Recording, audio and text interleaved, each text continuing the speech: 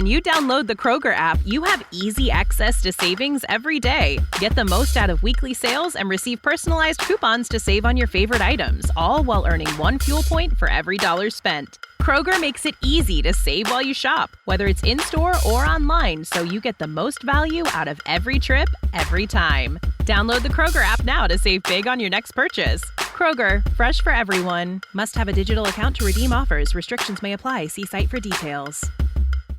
Tired of ads crashing your comedy podcast party? Good news. Ad-free listening on Amazon Music is included with your Prime membership. Just head to amazon.com/ad-free comedy to catch up on the latest episodes without the ads. Enjoy thousands of Acast shows ad-free for Prime subscribers. Some shows may have ads. Thanks for choosing this free Anfield Index podcast. If you'd prefer to listen to this or any of our other shows without adverts, then now's the time to check out Anfield Index Pro. With AI Pro, you can supercharge your entire listening experience. You'll not only get all of our podcasts without the ads, but you'll have them far faster with our Quick Publish feature available exclusively for subscribers. AI Pro also puts you in the heart of our sound studio, with an option to listen to many of our shows live and interact with the podcasters in real time as the shows are recording. Upgrading couldn't be easier. AI Pro is available on all popular podcast platforms, and we have our own apps for Apple and Android. Just head on over to AnfieldIndexPro.com and get started today. Hello and welcome to another episode of Scouser Tommies on Anfield Index. I'm Jim Boardman and I'm with Reid. And we're coming to you recording this sort of just after a couple of good cup games for the Reds at the start of a so-called winter break. It's not much of a break, and it's followed by an absolutely rampant programme of games afterwards probably. So I'm not sure what the benefit is, but I suppose the benefit for the players is a bit of rest. I doubt they'll have time to go too far away, the ones that are fit. But I suppose the benefit for us is it gives us a bit of chance to catch our breath after what's been, I don't know, I mean, what are we on now? We're recording this 12th of Jan, go back to sort of the day before Christmas Eve. It feels like a long time ago now, when Liverpool played Arsenal at home and we were hoping for the win. Win would have put us top on our own terms kind of thing, would have put the title, if you like, in our hands. But then they slipped spoil with Christmas. We ended up top at the end of the year, started the year top. And then, of course, went and met them in the FA Cup and knocked them out. Now we've got Fulham halfway out, maybe. A bit early to count your chickens on that. But, these games come thick and fast, and maybe this is a chance for us to catch our breath now. It's been fun. It's been fun. It's been hectic, but it's been fun. As we go into this winter break, though, that's what we want to call it. Jay, are you quite happy? I am. Are you quite happy with where we are so far in the season? Still in 3 cups, sorry. Forget about the Europa. Still in 3 cups and still basically in the driving seat for the league.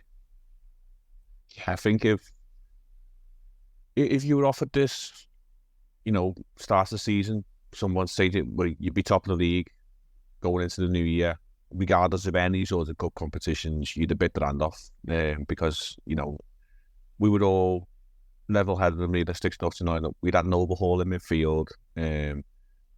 As always, we probably would have liked an extra player or two in the transfer window, but, that's just how we operate. You look eyeballs directly towards the defensive line where we're a couple of players out at the moment and we do look a bit threadbare, but we were happy enough really with the attacking options. The midfield, as I said, was overhauled, and we've got a variety of options in there. Okay, some, if not a lot, aren't available at the moment for one reason or another. But that's just the game of football. Injuries happen. Absentees happen. We knew the likes of Endo and Salah had been missing for a 6-7 week period at this time of the year due to international commitments, and that's part and parcel of the game. If you want to take, players from all corners of the globe and the best players for their countries at that in Salah and, the Japanese captain and Endo, then, you're just going to have to accept the consequences of these competitions being part and parcel of where they're from. But, realistically, we wanted to be, first of all, back in the Champions League, because with all due respect to the Europa League, it's a decent enough competition. We've got to play teams we've probably never played before, or teams we've not played in a long while, and you get to go to new cities around Europe, and experience new sorts of cultures and lifestyles for those who do travel away with the team, and it's a good experience to have. But we would like to be in the big time. There's nothing quite like standing on the Kop and listening to that Champions League anthem at times. The Europa League one just doesn't quite hit the same. But I think, as someone said to us, you'd be third in the new year, 5-6 points clear of fourth or fifth place. You're looking good for the Champions League. Then you would have been, yeah, absolutely, that'll do. Because we tend to kick on after January anyway and have a good run of form. And you would have then fancied us, to secure a place in the top four. And whatever comes then alongside that with cups, then could be a bonus, because it was a season of transition. Better new players in, and still, a couple of bits to be done around the team. But where we are now, we deserved it. In the whole grand scheme of things, I think we've lost 2 games all season across all competitions. One of them we've mentioned before was an absolute farce of an officiating game in the Tottenham game away, which, on another day we don't lose, an own goal in the 95th, 96th minute, something like that. And then to lose away from home in the Europa League, where, we had the goal ruled out and, wrongly, after, VAR had sort of decided that they were going to take up the Premier League officiating ideas and, create their own sort of madness regarding handballs and whatever. Otherwise, we'd be sat here now, first week in January, unbeaten in all competitions and, sitting handsomely in free cup competitions and in the league. But, we've got no reason really to complain about where we are. Petty, sorts of issues. Maybe you look at a couple of results around the Christmas period in the United and Arsenal games at home where we drew both, and you thought, well, we probably should have got at least a victory out of one of them. But, remain unbeaten. Anfield has once again become a sort of fortress, and, we rewind a couple of days ago just to the Fulham game, and we'll get into it, but the first half especially, it weren't looking too great. Obviously, reasons for that, but as the second half progressed, there was a sort of a grit and determination from the lads on the field and the fans in the stands. So, we're not having this. This is the semi-final, and there's a cup at stake here, and we might be 1-0 down, but we're not having it. So let's make sure we can flip this around, and in true Anfield style, when one goal's in, another one quickly follows, and the game's completely flipped on its head, and we've put ourselves in a better position than what we were at half-time on Wednesday night anyway, put it that way. But there's still work to be done. But to go into any cup tie over 2 legs, carrying a lead at the halfway point, you can't really ask for too much more. Maybe another goal or 2 to make it a little bit more comfortable. But a 2-1 victory going into the second leg, when hopefully we may have a player or 2 back in terms of fitness, then we're again standing ourselves in good stead at the current time.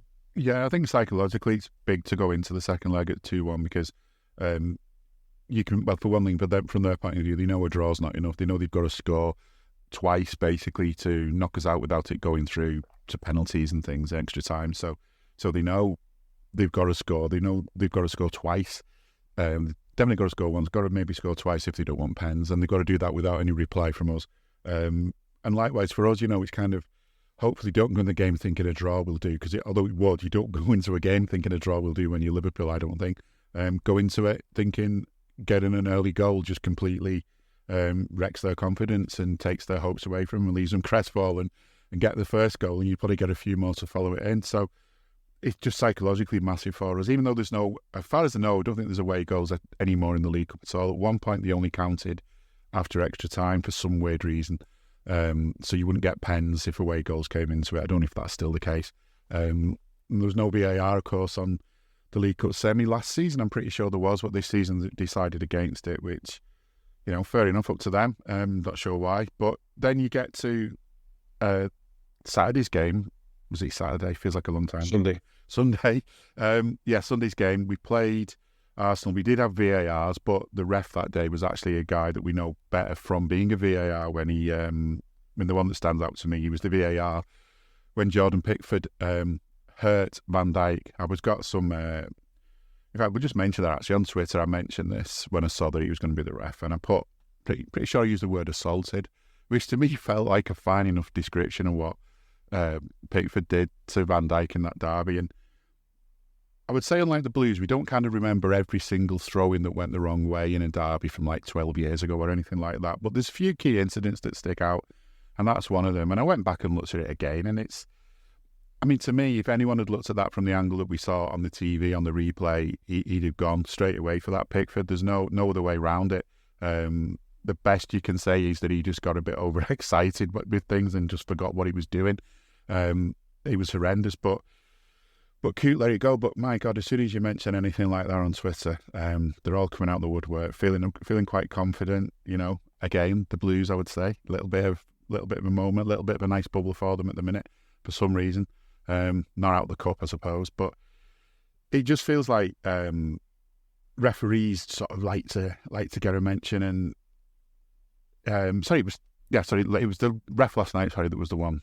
With Pickford. It was one on Saturday, though. The reason what I'm trying to get around to, for once we had a referee who we hardly noticed, I would have said. There were a couple of things he didn't get right, but in the grand scheme of things, he didn't make that many mistakes, which is good, because maybe we don't even need to mention the ref from Saturday, because for once there was plenty to talk about without having the refs sort of getting involved and messing things up. And that 2-0 win, I was looking at it today, and in my head I almost thought it was a 2-1 win, because the way things were being spoken about at half-time was like we were already losing.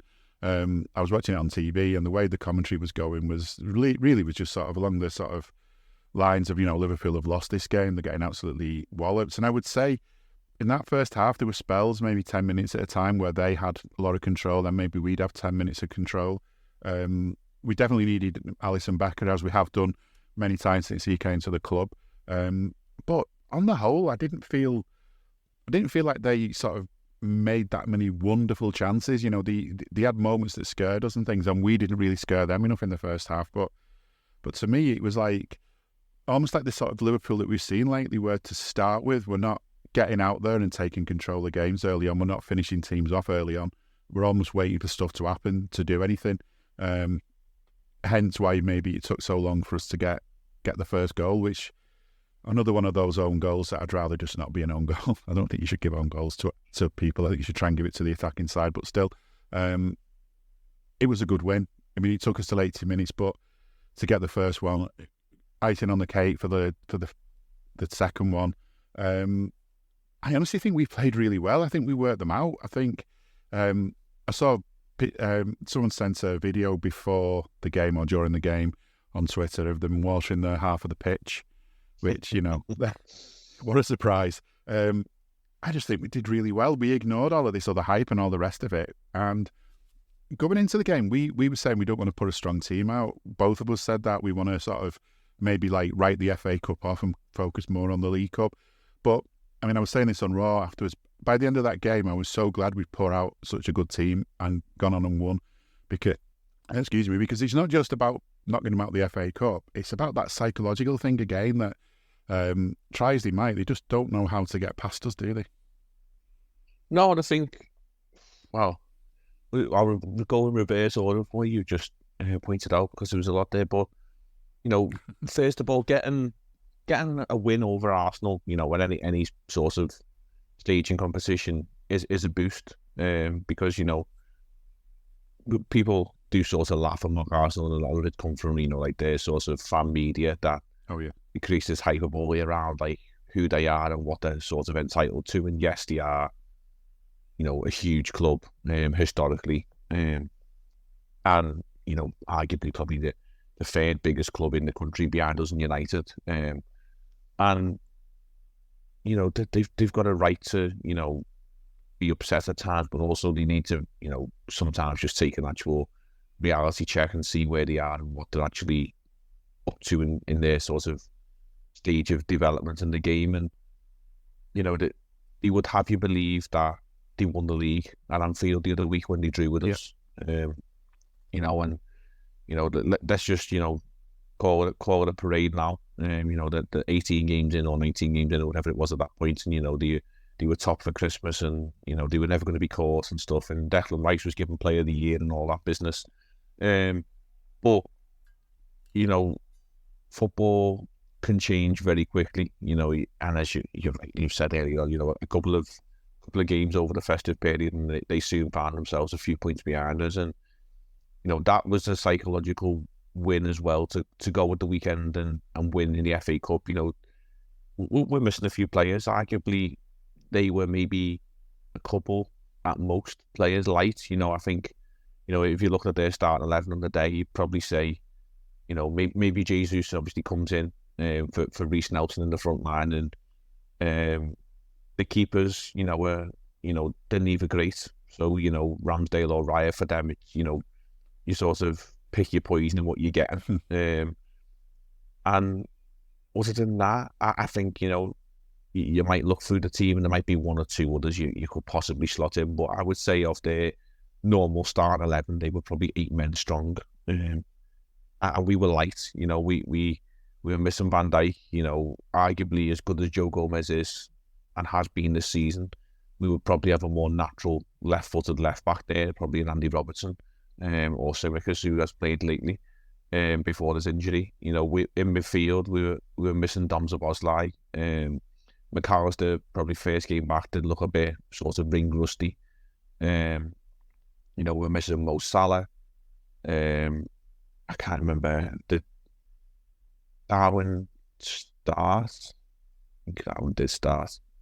Darwin Diaz and Elliott. So it's horses for course. So on what your opinion is on whether Darwin Diaz should be in your starting front three or not. We're missing other players around the midfield area. And Endo has been very good for us as of late. We were still lighter than them, and to go there, I think it was a game plan to sort of sit in and absorb in the first half, especially. Maybe we absorbed more than what we probably would have liked initially, but any away game at a nominal big team, whether it's in Europe or whether it's in England, your first sort of rule of thumb in the coaching manual is you try and quieten the crowd. Yep. And you do that by whatever means possible, whether it's sort of, a little bit of gamesmanship and time wasting, whether it's, you just try and retain possession to your best of your ability, when there's so many ways to do it, Are you that person who has everything? The coolest merch and those must-have fan threads? Well, over at our Anfield Index shop, we've gone that extra mile when it comes to pimping up your Liverpool collection. From our popular range of bespoke design t-shirts, sweaters, hoodies and hats, to our signature edition mugs, prints and coasters, all provided with fast worldwide shipping. We have something for every red. We also stock official LFC merchandise and are licensed with the Premier League and UEFA to sell official iron-on shirt badges and sleeve patches. As a listener to this podcast, you can get 10% off everything with coupon code AIPRO10. Just head over to AnfieldIndex.shop or find us on Etsy by searching for Anfield Index.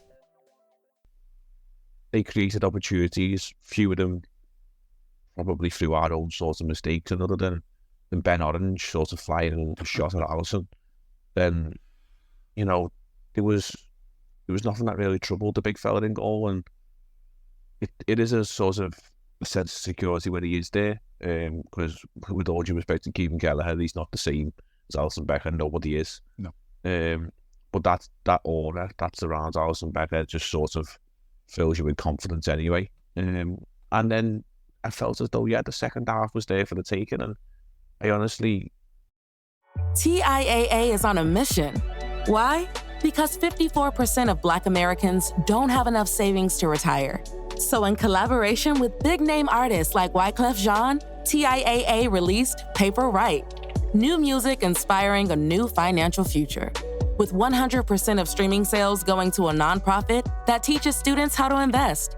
Stream Paper Right now and help close the gap. there was a couple of moments where you sort of like, oh, hang on a minute, this could be a bit troublesome, but they didn't really have us under the cosh, as the term is. They didn't sort of peg us back to our own penalty area and relentlessly be on top for 15, 20 minutes and pepper the goal with shots, and Alisson was sweating. There was none of that, really. They asked us questions, but we always seem to have answers for them. That's what I thought. Yeah.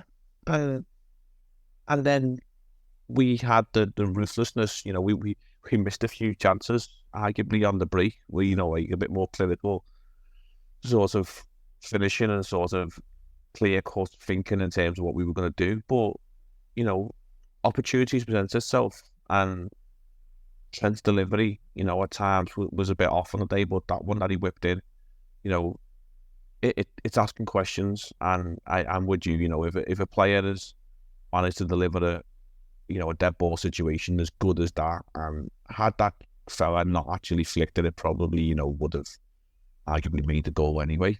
He sort of only diverted maybe an inch or two higher in the air, but yeah, the player's intention is to put it right on the money, and he did.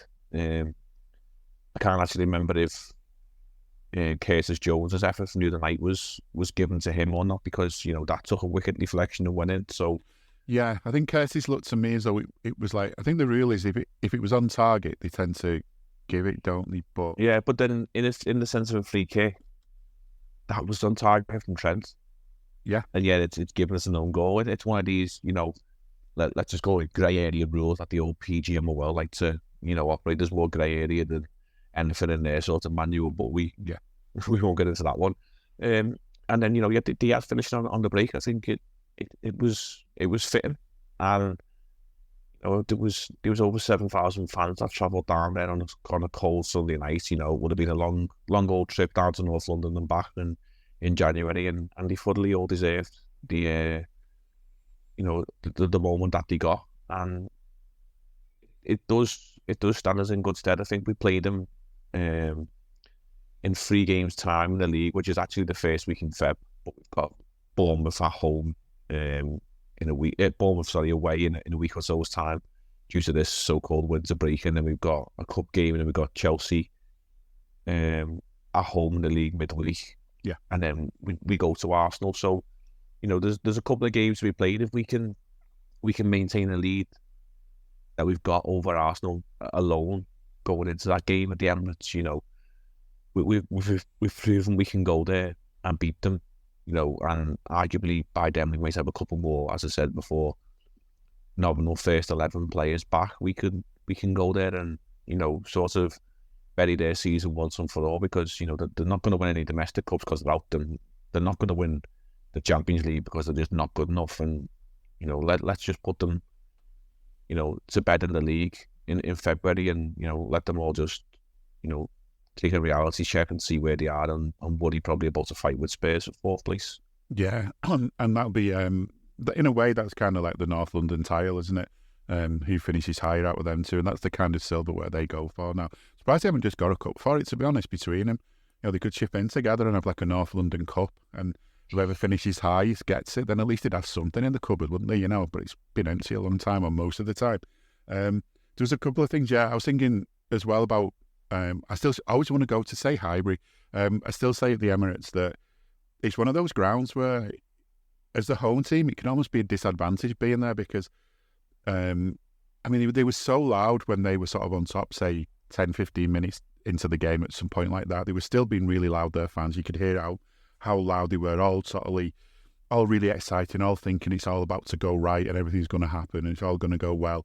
And it just drops off. And then the Liverpool fans were out singing them for most of the game, from what I could hear. When Liverpool fans weren't singing, it was just like a pin dropped. And then you start getting to the point where it's just full of hostility. A bit like against at Goodison.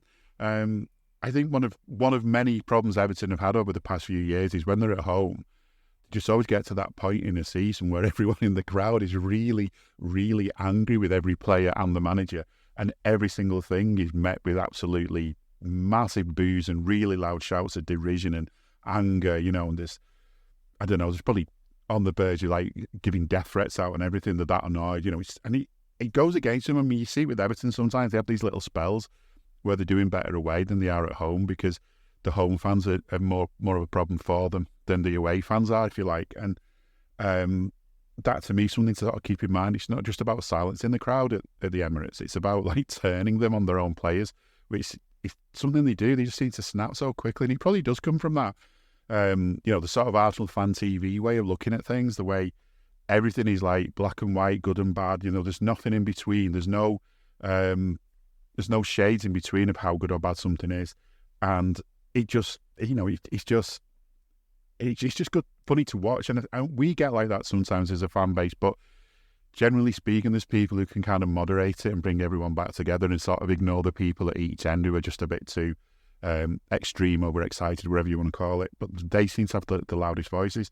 Also, you're saying like 7,000 fans. That's one of the beauties of cup games, is that so many away fans are allowed in, and it's something that, it's a problem at Anfield. Like, you don't want to give more tickets to away fans every game, because then that means there's less tickets for us. And some away fans, to be honest with you, I'd be quite happy to see them not get any tickets with some of this shit they sing. But there's definitely grounds to sort of have more fans in games, more of an atmosphere. If they'll sell the tickets, and maybe that's something that could be looked at. But at least in the FA Cup, you get this bigger allocation by default, and 7,000 of us. And according to something I saw again online, I've not had a chance to look into it and verify it or anything.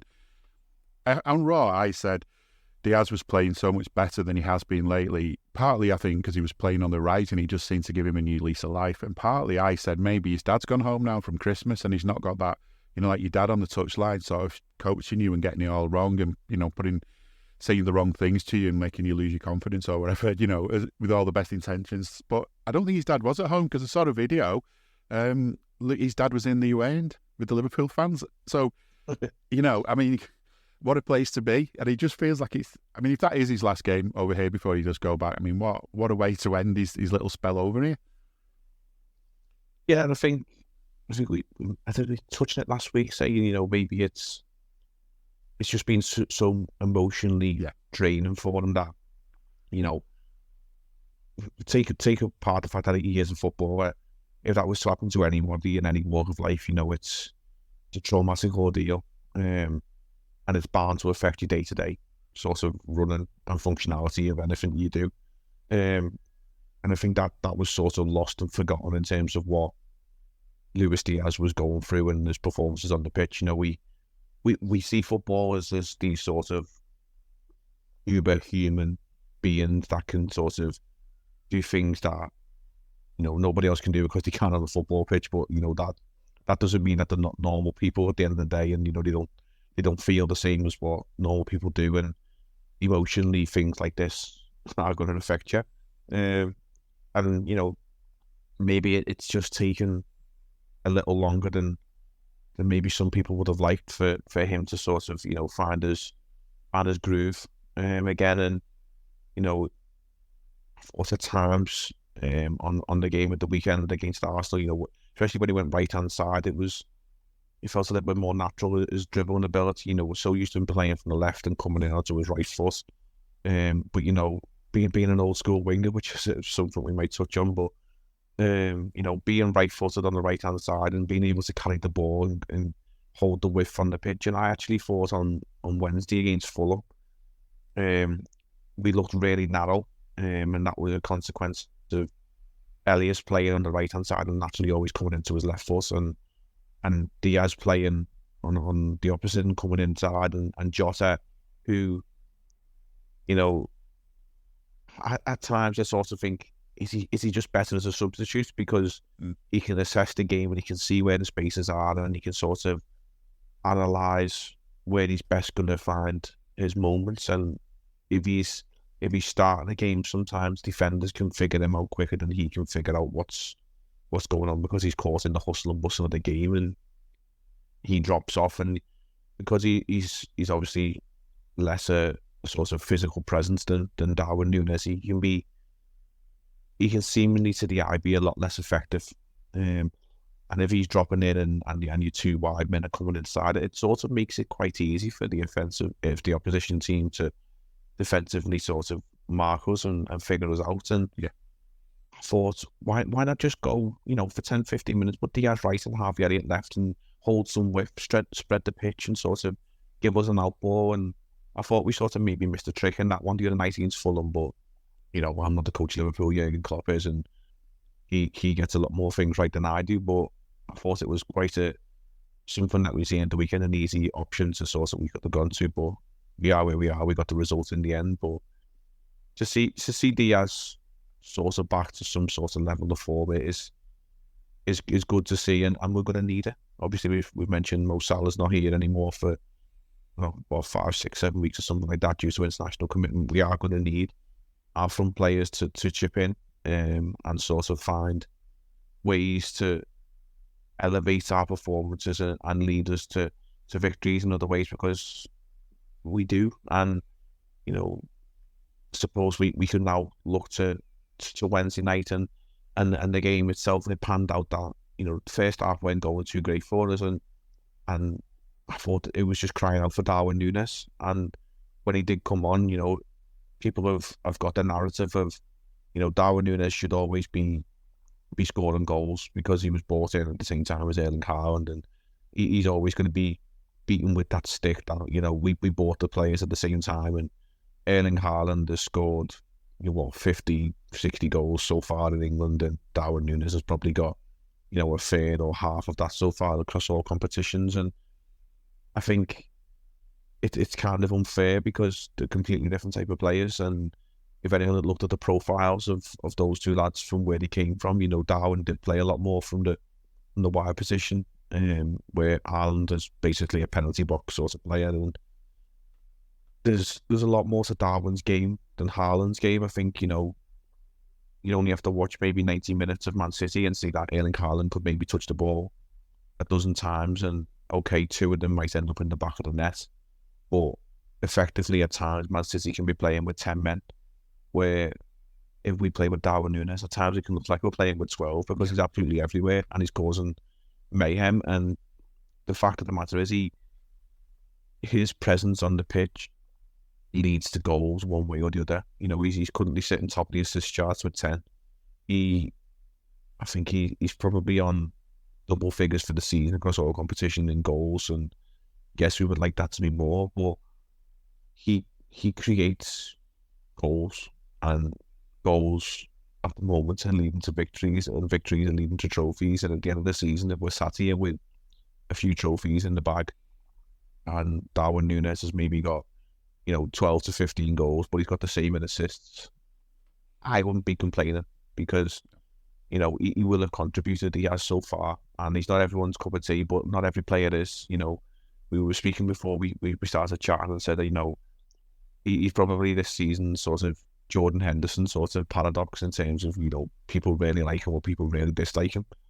And, you know, not every player is for everybody, but the fact of the reality is this lad influences games, and as long as the influences are in a positive outcome, then I'll take that all day with Darwin Núñez. Yeah, and I think, I mean, one thing on that about who likes him is the Kop likes him, the crowd at Anfield like him.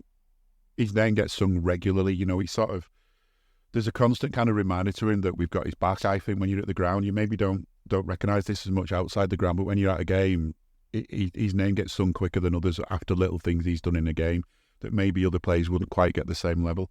It's just one of those things that you see. And also, more importantly to him, perhaps, is that Klopp likes him and likes what he does. And I mean, you wouldn't have seen this at the game. If you saw the replay, you would have maybe seen it. That after that effort that was really close, that got saved, he was running back up the pitch towards, looking over at Klopp, and you could see the face he was pulling at Klopp was like, my God, that was close. And like, Klopp's with him. And, you know, you can imagine the conversations that are going on at the training ground and in the dressing room and stuff. It's just about just keep doing what you're doing.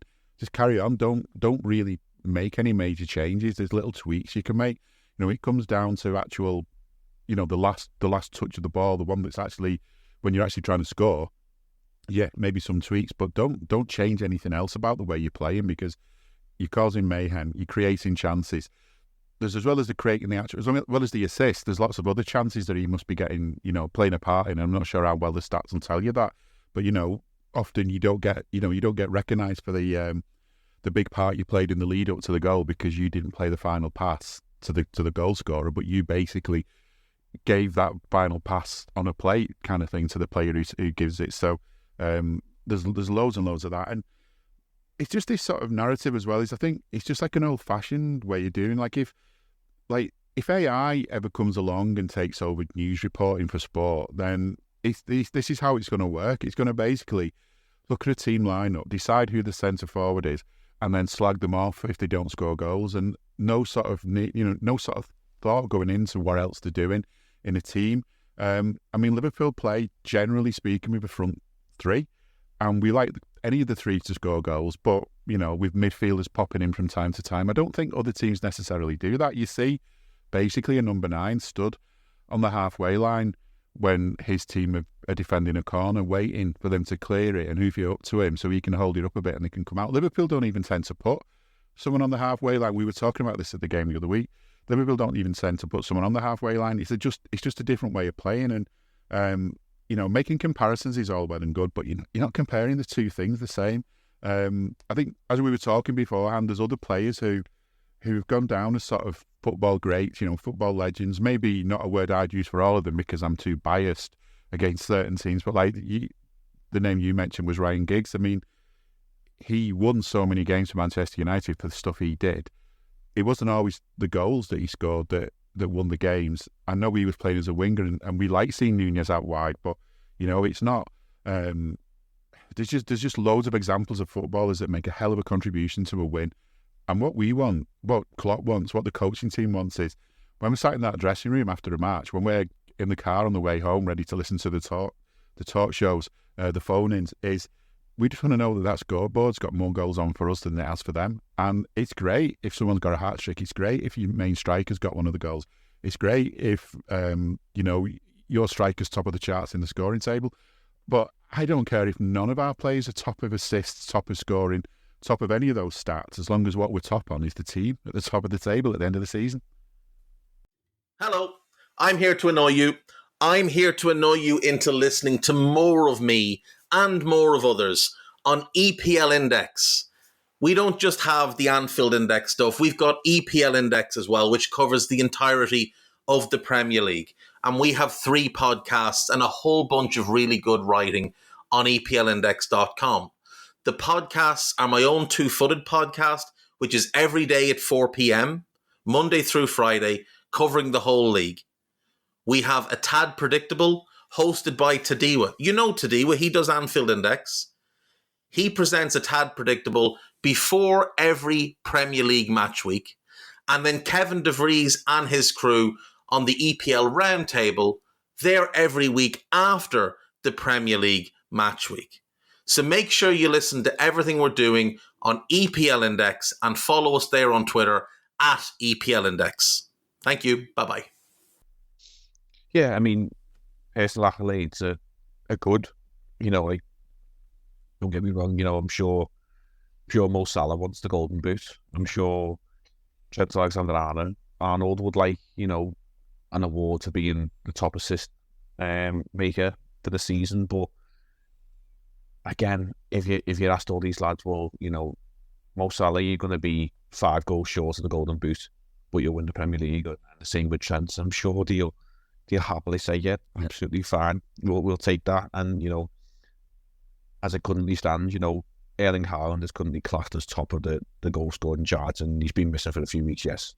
But Mo Salah's also level with him on 14. Mo Salah's top of the assist charts with 8.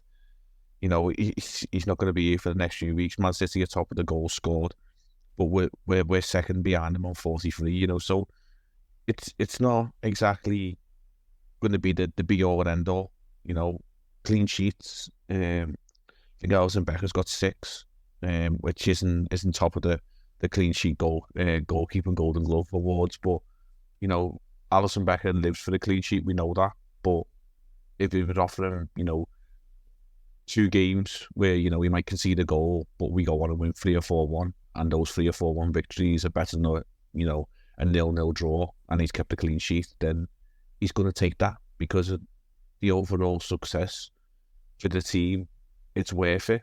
And okay, there might be, a couple of bonuses, and the selfish person might say, I could have earned myself a couple of quid there if I kept a clean sheet or got a goal or 2, but you play this game at a professional level, so to be the very best you can and to win the big prizes. And those lads who were fortunate enough to play for Liverpool, that's what they want. So they're good enough to play for us, which is a hard thing to achieve on its own. Playing at the standard of the club that we've got, and to be the opportunity to win so many things. And you look, actually, we said earlier, 4 competitions we're still in, and we'd be disappointed right now if we come out of the season with nothing, and I think, realistically, we would all like to say it. Let's see a couple of trophies in the cabinet this season. That we're not mentioning the Q word, which was mentioned a couple of years ago, because even if we did, it would be dismissed because it's not all big ears. But I don't think that many trophies have been won by a team before. But we had such joy in the trips of the domestic cups and winning the EFL League Cup, whatever it's branded at these days, Carabao, isn't it? Yeah.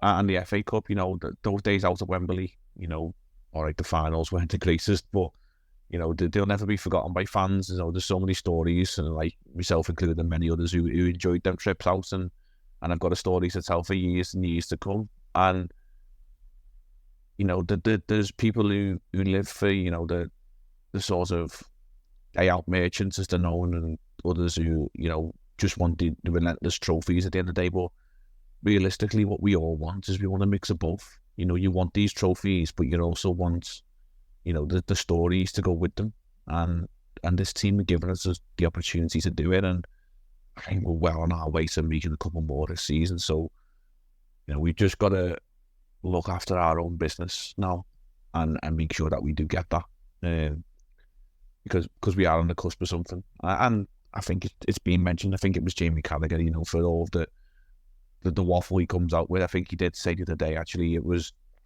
it'd be a shame if players like Mohamed Salah and Virgil van Dijk, who were there is no such thing as the wrong side of 30, but in a professional playing career at the side of 30 that isn't going to give them the longevity of years, as Trent Alexander-Arnold or others at the top of the game. They need more trophies on the CV, and they deserve it. And other than situations out of our control in terms of other clubs down the M62, he would have them. And we are putting ourselves in a situation this season to have them trophies. So let's ensure that them lads get what they fully deserve. Yeah, with a little asterisk next to them, because the people who like the asterisk, we can put a little asterisk next to them saying, without being under any suspicion on financial fair play rules, which not every team can have. I was just thinking as well, I mean, Virgil was back on Wednesday, but we had him missing on Sunday because he had a virus as well, and it's just going to mention it in passing because the way we played against Arsenal, we did get a clean sheet that day. Ali had a clean sheet. He did save us a couple of times, but again, it was another match with another back four. Come to Wednesday, another back four again. A lot of changes, and I was wondering whether some of that narrowness, and it's hard to tell on the TV, as we said before, it's hard to tell on the TV, but it felt to me like Gomez was coming inside a lot. As if it was almost, I don't know, as if there was almost a sort of feeling that I think Steve's quite doing what Trent does, but from the other side. But there was a feeling quite a bit. He seemed to be becoming narrow a lot more than maybe he usually was, and maybe that's that kind of tendency again that you're on your wrong foot, so to speak. So you end up moving in more. But if we're going to talk about fullbacks, I think it's fair that we talk about one of them who, well, we've spoken about a centre back who's taken his chances with both hands this season and really looks like one for the future that could even be a regular first team player, and that's Quansah.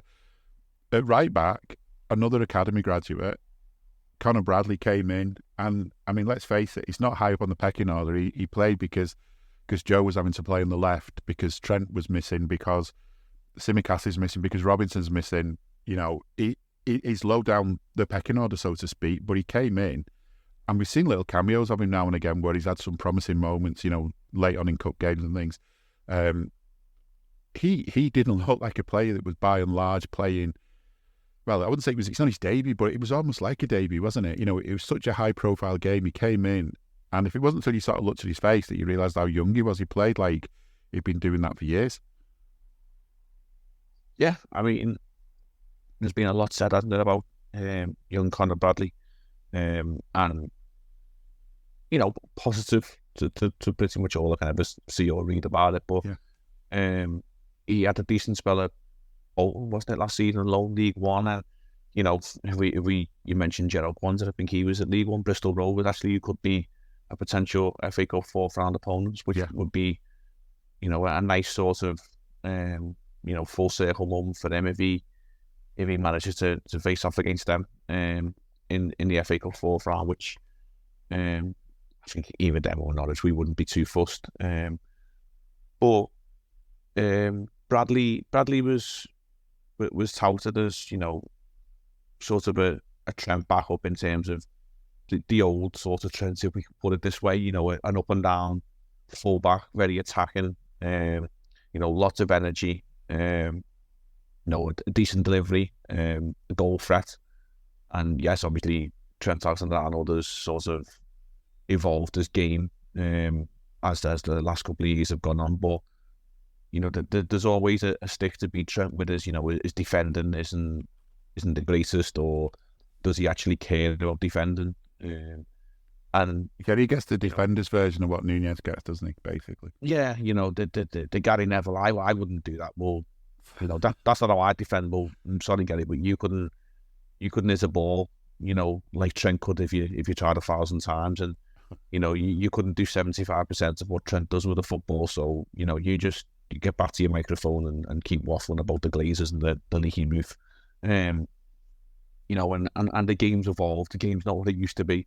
As much as it might disappoint you. No one wants to go up to be a Gary Neville, as Jamie Carragher once said, but everyone wants to go up to be a Trent Alexander-Arnold these days. That just basically says it all. But back to Bradley in what he showed the other night. He was diligent in defending, and I liked a couple of times that he was a bit muscled off it by Willian, who experienced pro in the game, and at times baffles me how Willian can be so fast and then also be so slow.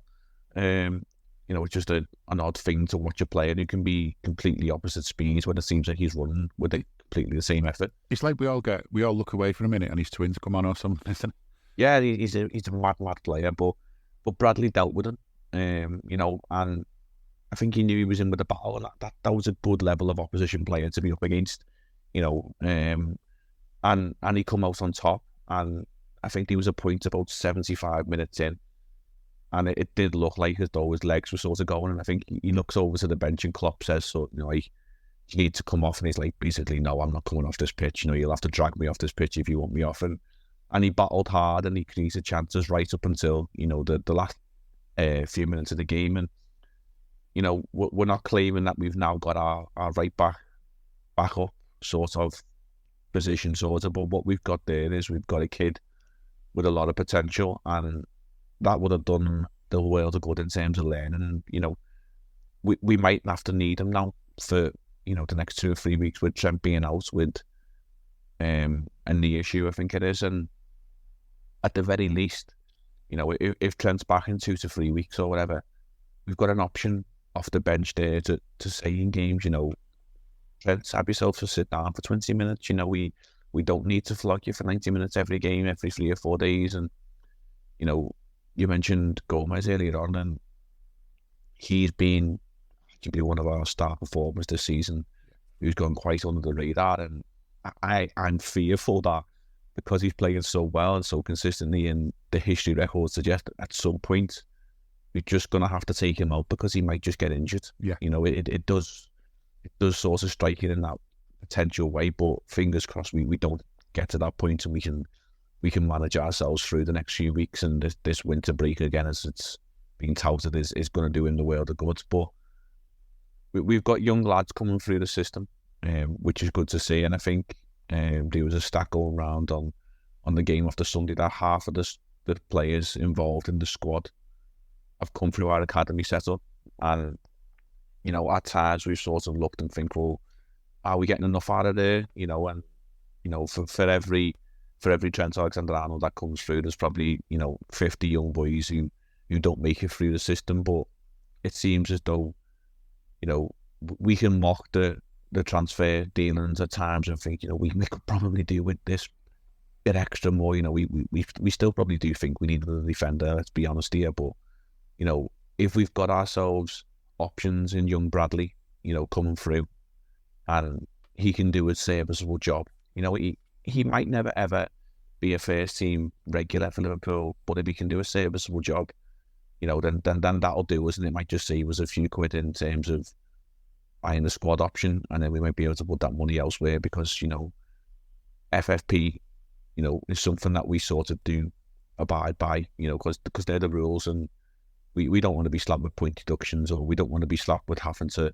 sell our best players, as apparently Newcastle have now got to do because they're flaunting the system as well. Having the most wealthiest owners in the world doesn't exactly mean you can do exactly what you want unless you're in the sky blue shirt, it seems. But we do things the right way, and that's on the field and off the field as well. And bringing these kids through and giving them opportunities is the right way to do things, and allow them chances to become professional footballers. And hopefully, this isn't the end of this season in terms of what's coming through the system, and we might just see a couple more, because there's a few knocking on the door, and there's a few talented kids there, and maybe the 4th round FA Cup tie is an opportunity where we do see maybe one or two more in the team.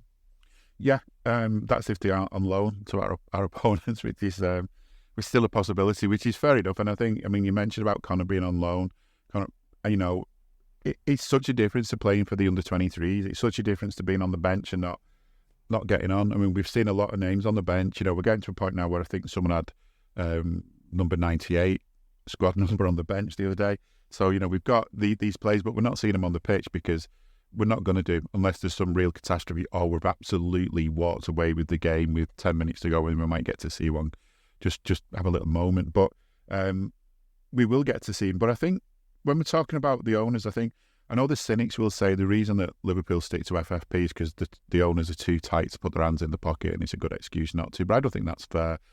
And I think something gets forgotten as well as making the main stand so much bigger and the Anfield Road end so much bigger, they've moved Melwood basically to the same site as the academy, so that all of that is all on the same site now. And A, having improved facilities is not going to do you any harm, but B, having everyone on the same site, it's so much easier for Klopp to have a quick, sneaky look at some of these young and up-and-coming players. It's so much easier, not just have a look, not just have a sneaky look, but to even invite them over for a bit of training. And these are the kind of differences that can make huge differences. And I was thinking, when we're talking about these academy players now, the ones that are in the side now, they've not just suddenly become good players. These have been getting worked on for a while. So this is the kind of long-term stuff that's going on as well that helps us with the FFP, because the more, if let's just say take Kwanzaa, if Kwanzaa's the player he seems to be, imagine how much money that saves us on having to go and buy a centre-back to cover for when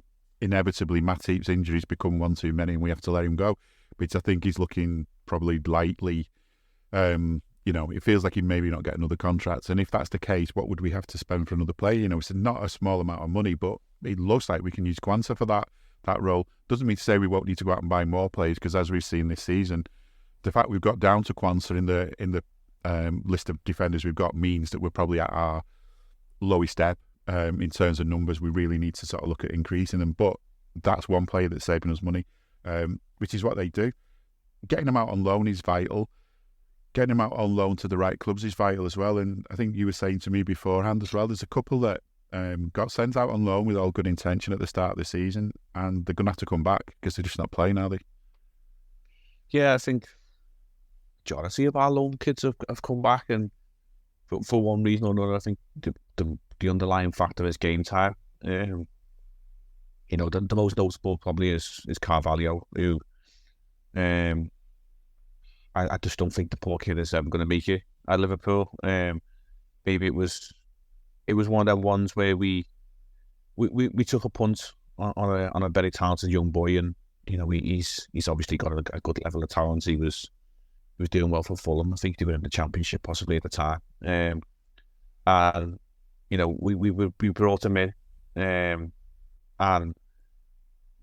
we thought we were going to get something out of him, but he probably is maybe a number 10, or that's where he's probably best suited, and we don't normally play with a number 10, and maybe we thought we can convert him like we've done with so many other players. You know, the obvious one you think of, like Ginny Wijnaldum was a winger at Newcastle, and we sort of converted him into this sort of dominant, you know, midfielder who could play right across any of the midfield three positions, and very rarely did we see him as an out-and-out winger for Liverpool, although he did play a multitude of positions for us.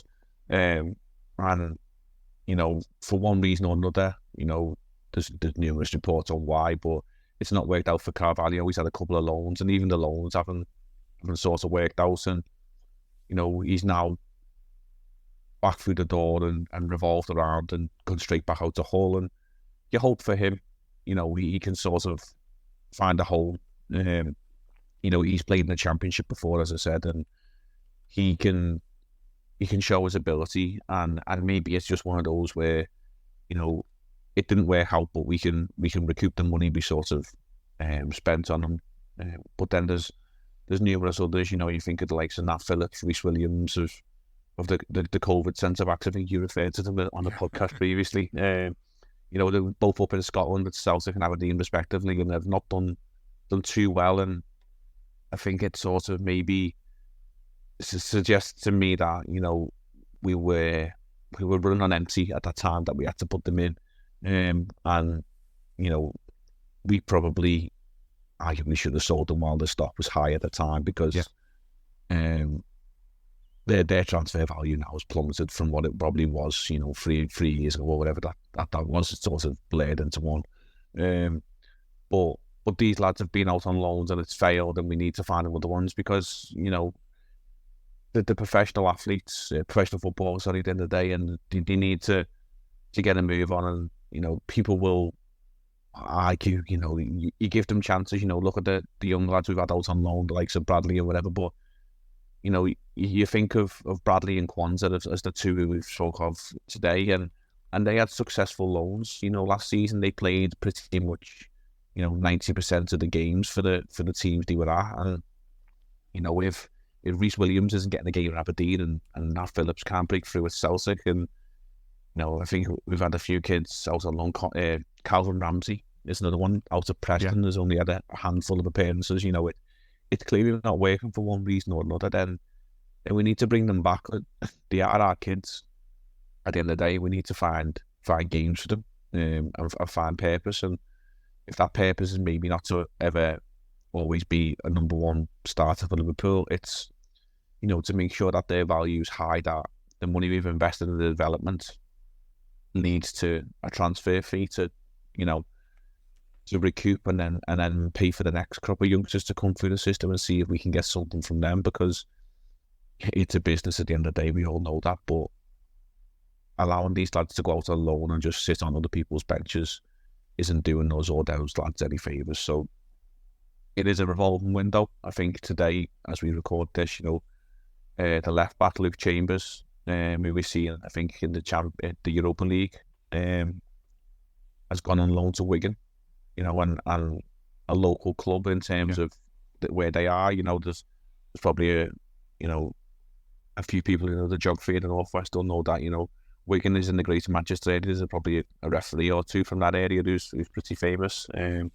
But it allows the young boy to probably stay at home in terms of where he's currently residing, and also, you know, travel to Wigan, because it's not too far down the road for him to go and play his trade and play his football. And hopefully then, you know, we can sort of break through and find himself a decent start in the game. And, you know, and if he does well, you know, he might be the next one sort of off the conveyor belt to come through for us, because, you know, there's opportunities there, as we've seen and we've said before. So good luck to him, and hopefully the lads who came back from not so good loans can go out and find themselves a better club and a better situation and continue the football for the season. Yeah, I mean, I think we just got to get to a point where we realise why we're sending players out on loan. You know, some of them are going out clearly to get games, to improve as players, to get the experience, to make mistakes for somebody else and learn from the mistakes and get better and better. I don't need a VPN. I've got nothing to hide. This is what I used to tell myself before I hooked up with LibertyShield.com.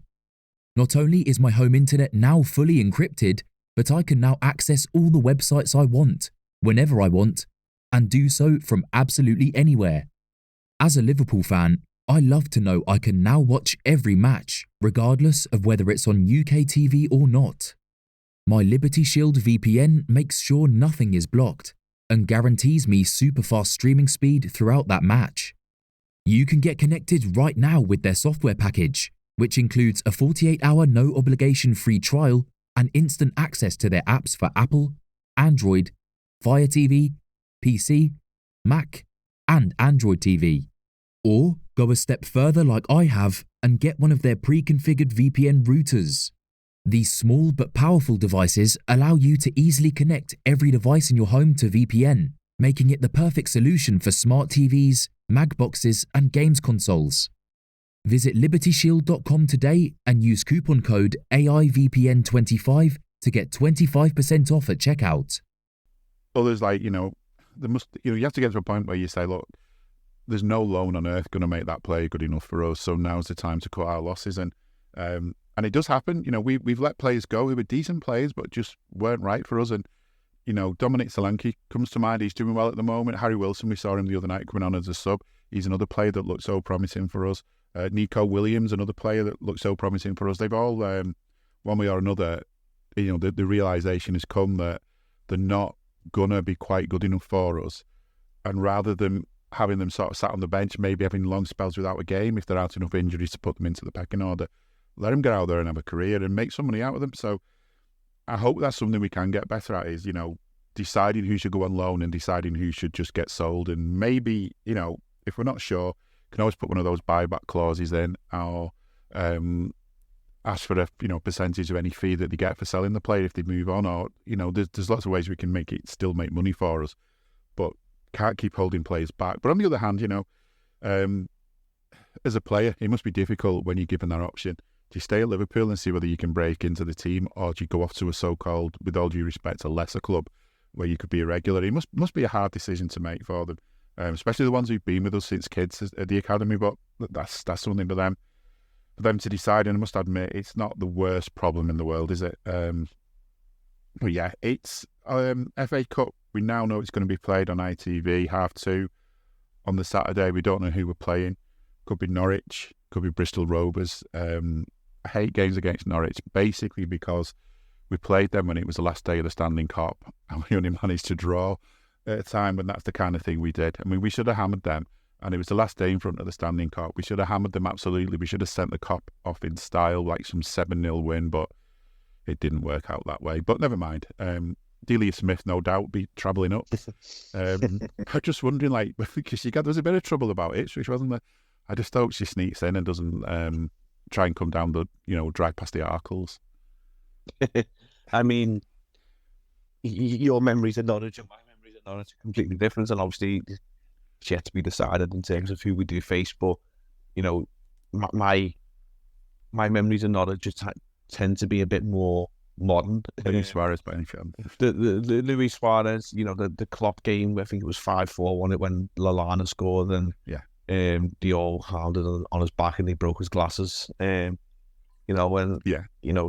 just think of, I remember the famous Luis Suarez hat-trick. I'd gone to a gig, and we referenced this before earlier on, in what's known in Liverpool as the Echo Arena, which was what it was when it first built. Obviously the local paper is the Liverpool Echo, and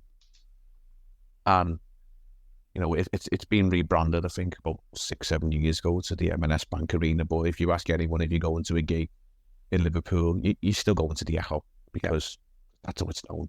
And I remember going to a gig in Liverpool, we're playing Norwich, and my phone just pinging every 10-15 minutes, goal, Suarez, goal, Suarez, goal, Suarez. And I was like, I've sacrificed this game to come to this gig. And it was the gig. Was that worth it? I can't even remember. I'd have to sit and dig it out if it was. But I can just remember me phone just lighting up, and I was looking at my missus going, you know what, I've missed a belter here. and Suarez has scored all these goals. I remember getting out and getting in the car on the way home, you're driving home. Just so I can sit on my phone and watch the highlights, because I've seemingly missed a one-man performance, and it was, and Norwich was terrorised by Luis Suarez, and hopefully, coming full circle as football does at times, and we mentioned it with Kwanzaa and Bristol Rovers, from one Uruguay to another. Wouldn't it be nice if we do actually face Norwich, and the lad who spoken of earlier on, Mr. Nunes, was one to sort of to put a marker down in that game.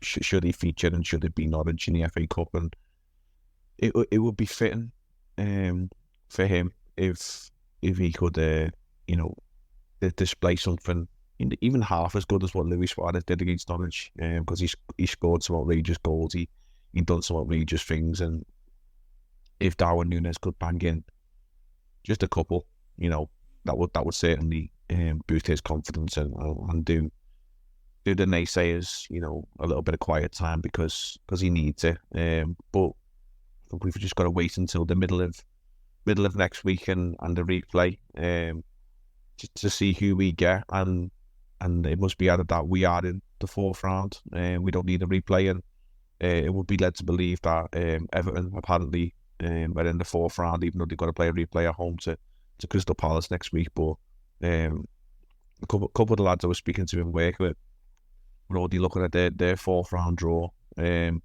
which is a nice lower league one for them at home. But they seem to be forgetting the fact that they've got to beat Palace beforehand, and it'd be typical of good old Roy to rock up to Goodison midweek next week and win the game 0-0 and maybe just get through on penalties. Yeah, that's his way, isn't it? I mean, he's probably already worked that out, that he can get through to 0-0, and he's worked out if he just basically focuses on penalties for most of the time from now until then, he'll get through. Yeah, you say it's a Goodison as well, are they at home? Yeah, it's a replay, isn't it? Yeah, so they'll have, their own fans will be turning on them as well. So, yeah, we'll see.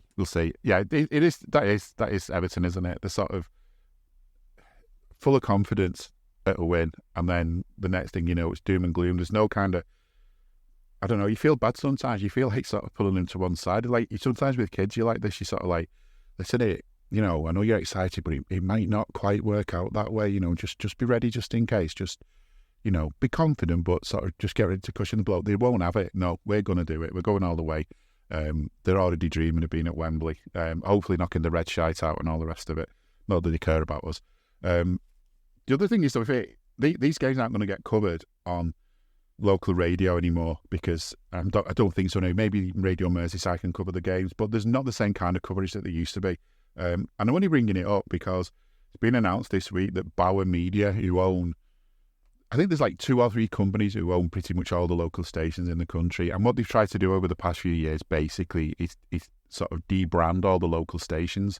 I mean, years ago there was Rock FM in Preston, Key 103 in Manchester, Radio City in Liverpool, and so on and so forth.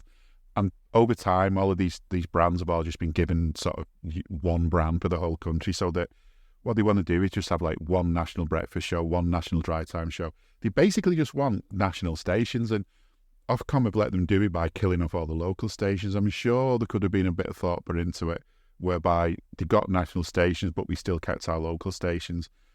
And Radio City's probably hung on longer than some of the others. It definitely has. I mean, all the branding looks the same, the lettering and everything looks the same, but at least it's being called Radio City. But apparently sometime later this year, that's going out the window. Radio City will be called Greatest Hits Radio. A couple of years ago, we had Radio City Talk, we had Magic 1548, which was kind of part of Radio City. We had all these stations, and it was always proper local coverage of stuff. A lot of local sports coverage as well, especially when City Talk was here. Stuff that you don't get anywhere else, because it's a commercial station. You get that, it's got to make money, and the reason it can't do the football coverage anymore is because it was too expensive, and Bauer weren't going to pay out for them to have rights to cover the games and do live commentaries. But it's something that we're going to lose, and it just feels wrong. But not only that, the brand name Radio City, it's what you see when you're driving. One of the big landmarks in the city is Radio City. When it's the Hillsborough anniversary at night, they'll turn the lights off so that where it says Radio City 96.7, they used to turn it off so it just said 96. I'm not sure if they've done it with the 7 and done 97 since we've had the extra confirmed victim. I don't know, but it's something that means a lot, and you've probably got your own memories as well. For me, from on the older crew people, I just remember listening to Liverpool matches, playing in Europe, live commentary, probably Clive Silsey doing the commentary, before it was all on live TV, lots of other live games, listening to the whole stuff afterwards, whatever it might be, phone-ins, the rest of it, interviews, whatever, loads and loads of coverage. And then when it comes to an end at the top of the hour, that jingle, that old jingle of 194 Radio City, a really iconic jingle, which it just sort of almost gives you goosebumps when you hear it, because it brings back so many good memories. It was part of life growing up, Radio City. It was a place you went to when there was shit happening. That's where you went to find out what was going on. That's where you'd get told about stuff. They were constantly trying to keep you informed. And it's a shame that it's just a shadow of what it was because it's been bought out. But I don't know. It feels wrong, doesn't it, if they're going to change the branding on top of the tower? They can't do that, surely. I think, can the council even step in, maybe? I don't know. And it's, as you say, it's an iconic landmark of the city. You know, like you see, you know, the famous sort of outline of the Liverpool skyline. You know, you got the Radio City Tower. It said it there already. The Radio City Tower is one of them. You know, the live buildings, the cathedrals. You know, it's part of the skyline of Liverpool. You know, and you know, if it's you not were the Scouser Tommies logo on the podcast. Yeah, if you were to say to anybody, you know, coming to the city, you know, like from anywhere in the world, like, you know, I'll meet you by the Radio City Tower. You can't miss it. Like, you cannot miss it. It's a huge, big tower, and that's what it's known as. And I think, you know, you said about can it remain with the Radio City sort of wording on it, would be nice. And, you know, in a similar reference to what I said about the Echo Arena, you know, it's not the Echo Arena anymore, but it'll always be known as the Radio City Tower. And should the sad thing happen that the branding is taken off and it's labelled with something else, you know, to everybody in and around the city, it will always be known as the Radio City Tower. And yeah, you know, like it was, you know, a staple of your childhood growing up, you know, listening to the breakfast show in the morning with, like, you know, certain DJs, you know, like if anyone knows, like obviously local DJs, Kev Seed was probably one of the big ones for growing up and listening to him in the morning. But then I always remember, like, you know, football games, you know, you'd listen to whoever the away team was, you know, out of Liverpool and Everton would be on the radio if they played at the same time. And then there'd be the football phoning, and yourself as part of Radio Merseyside at times. And, you know, there's ex, you know, footballers who used to be on the football phoning, and, you know, Saint and Snods used to be, you know, the big two, Ian St John and Ian Snowden for Everton. And, you know, you'd have a good hour and a half after the games on the weekend of a football phoning. But it used to be a whole day, you know, 12 o'clock in the afternoon, the sports show used to start, and you'd have like you know, games on the radio, you'd have like phone-ins, and you'd have the team news. That was the first place you used to go, you know, before the times of Twitter and social media, as the young kids would now find out who is playing, you know, who's the team news for today.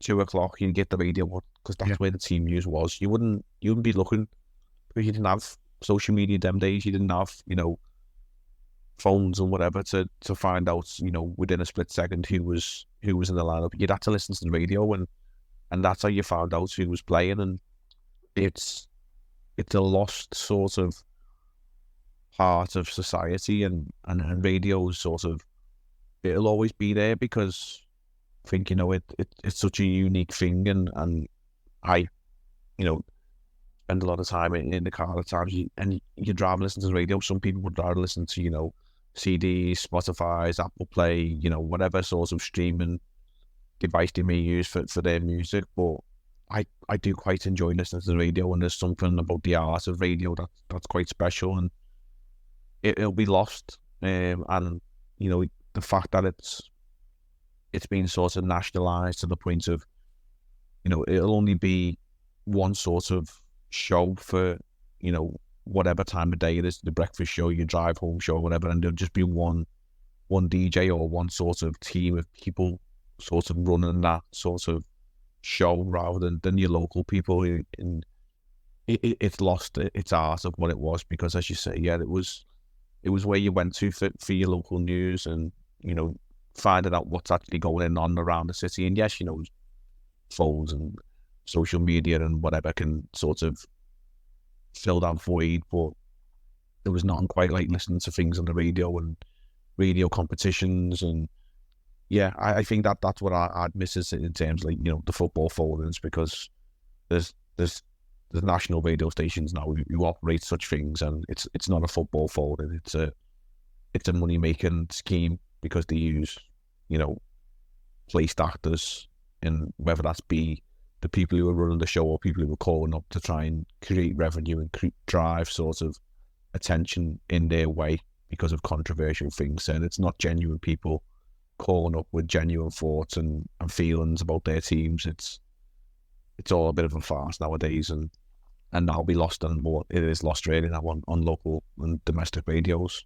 Yeah, it is. I mean, the other thing as well, when you're driving around, it's maybe less of a problem when you've got DAB or whatever in your car and you can pre-program the stations you want to listen to. But if you ever just try and tune around, it's the same thing. You press the button, move to the next frequency, the same thing's being played. Next frequency, the same thing's being played. The name changes slightly. It'll be station name Northwest, station name Greater Manchester, wherever you are.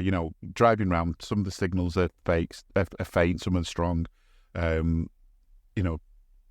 the Northwest, we probably have a load of stations we can listen to, depending on where you are, if you're high up enough in the ground. But they're all just the same thing that they're playing. There's from having so many different stations, we basically got maybe a handful now. And I just think it needs to change. I think we need to look at whether we can change that, but probably not.